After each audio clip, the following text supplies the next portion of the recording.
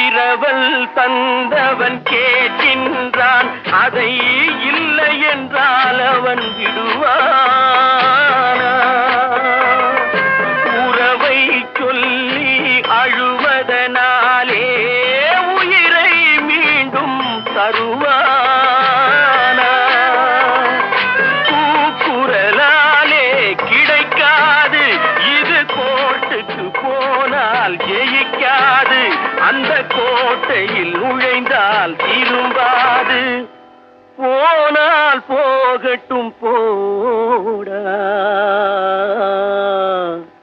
போனால் போகட்டும் போடா. இந்த பூமியில் நிலையாய் வாழ்ந்தவர் யாரடா? போனால் போகட்டும் போடா.